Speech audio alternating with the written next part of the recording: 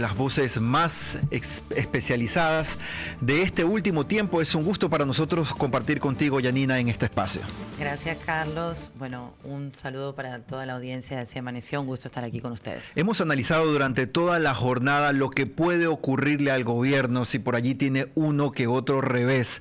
En tu criterio, ¿qué escenario se pinta de manera global para el país a partir de esta noche y el día de mañana lunes? Bueno, hoy entramos, creo que al inicio de la campaña electoral del 25, es decir, a partir de los resultados de hoy ya vamos a empezar a ver a los actores políticos trabajar la pre-campaña electoral a febrero del 2025. Eso es como primer punto de la posconsulta. Y claro, el gobierno depende mucho de los resultados de hoy, pero creo que yo coincido con algunas lecturas que dicen que si el gobierno tiene un revés hoy en la parte electoral, va a poder un poco utilizar esto, ¿no?, como de excusa para decir, bueno, no tengo las herramientas para poder seguir trabajando en línea al fortalecimiento de la seguridad porque no logré los objetivos en la consulta.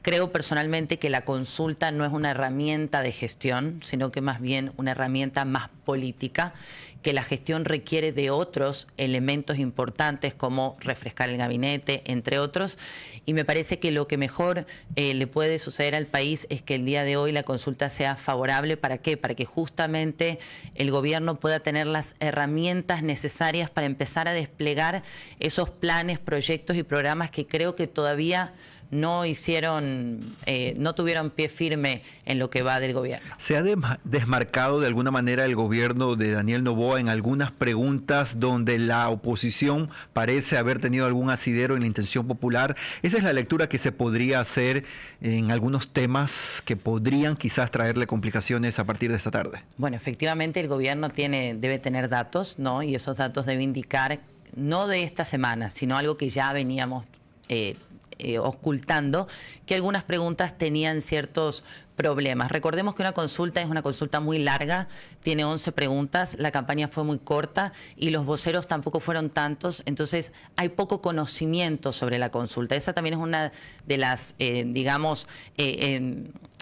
los problemas que va a tener esta consulta de por qué no se hizo una campaña en plancha. Es decir, frente a tantas preguntas era importante que el gobierno haga una campaña en plancha para poder fortalecer la consulta en su conjunto. Sin embargo, me parece que con lo de la crisis energética el golpe puede ser un poquito más fuerte porque dependemos del clima y del humor social. Entonces, el gobierno siempre estuvo a favor de una primera consulta que tenía temas solamente de seguridad. Recordemos que incluyó una segunda parte un poco por la presión de este círculo rojo de incluir temas más de fondo. Pero creo que hay 2 o 3 preguntas que pueden quizás estar en desventaja con respecto a todo el paquete de seguridad. Yanina, ¿cómo estás? Te saluda Alfonso Rollero. Mira, Yanina, tengo una pregunta sobre los partidos políticos. Ya hablemos, digamos, de la incapacidad probablemente del gobierno de poder buscar aquel socio territorial que vendría a ser su partido político, que también hoy por hoy lo vemos enfrascado en una discusión también en cuanto a la arena política con su partido, digamos, homólogo Construye en la Asamblea Nacional. ¿Cuánto crees que hace daño, digamos, a un gobierno, a un presidente que no tenga un partido político, digamos, fuerte territorialmente? ¿Y cómo se ve eso, digamos, trasladado a la consulta popular? ¿Cómo lo ves tú, digamos, de cara al día de hoy? A ver, es una buena pregunta y hay que separarla en 2. Lo primero es que la consulta popular se trabaja a nivel territorial desde la estructura del Estado. Esa es la realidad. Cuando se hace una consulta popular se trabaja desde la estructura territorial del Estado. Entonces creo que aquí el movimiento del presidente pudo haber aportado, digamos, en algo de movimiento ciudadano, pero es la estructura la que termina impulsando o no una campaña, y eso lo vimos, por ejemplo, en la campaña por el sí que hizo el expresidente Moreno, donde logró consolidar el sí, justamente porque movilizó toda una estructura territorial además de la política. Ahora, los partidos políticos en el Ecuador están en crisis no de ahora, sino de hace algunos años. Pasa también en América Latina. Creo que los casos Metástasis y Purga van a dejar una herida profunda también en partidos más de carácter tradicional. Y lo que pasó en la elección extraordinaria con la elección de Daniel Noboa nos muestra que los ecuatorianos, más allá de los partidos, están buscando nuevos liderazgos. Yo creo que para el 25 va a estar todavía presente esto que nosotros le llamamos, digamos, la dicotomía entre lo nuevo y lo viejo. Los partidos necesitan un recambio generacional, necesitan mostrar sobre todo que no están conectados con los intereses propios, sino con los intereses ciudadanos, y creo que ese es un gran desafío que tienen los candidatos. Y este es el momento, al parecer, Yanina, es ahora o nunca, o como nunca se ha visto quizás en la época desde el retorno a la democracia, quienes hemos atestiguado un poco el pasar de los años de la política, y si no lo aprovechamos quizás podríamos lamentarlo luego. O evidentemente crees tú que va a haber más posibilidades de poder llegar a estos puntos de inflexión. Mira, se habla muchísimo, por ejemplo, en la región del fenómeno Bukele, con sus pros y contras, ¿no? Porque obviamente el tono y la segunda reelección, un poco pasando por encima del tema constitucional, algunas cosas muy puntuales sobre lo bueno y lo malo.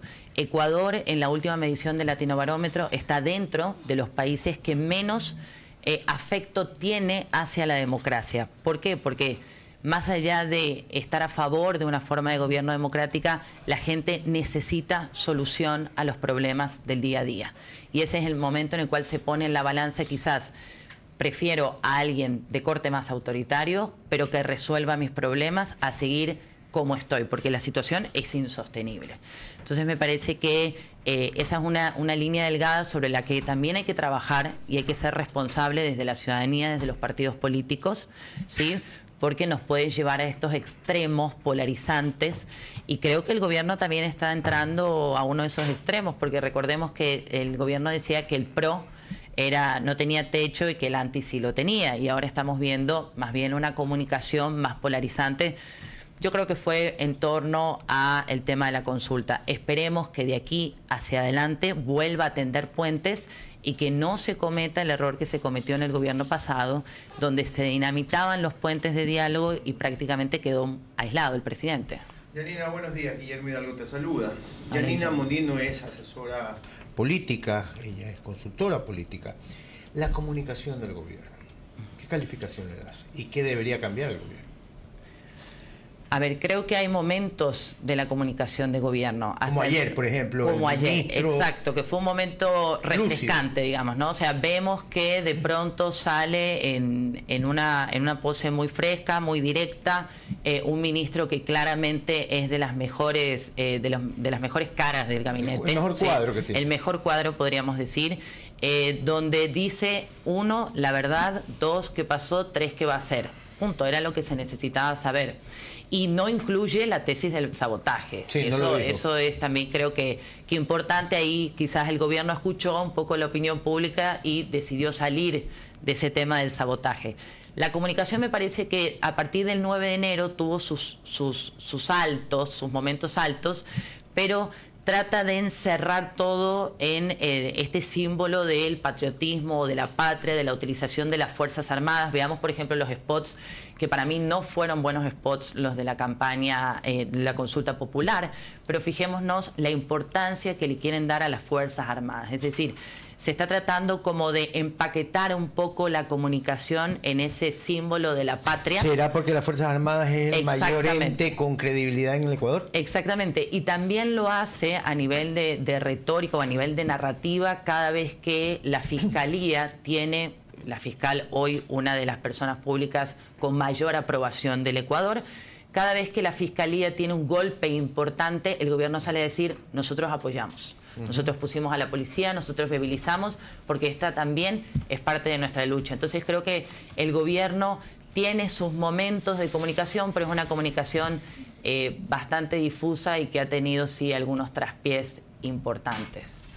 Yanina, mucho gusto, te saludo Alfredo Escobar.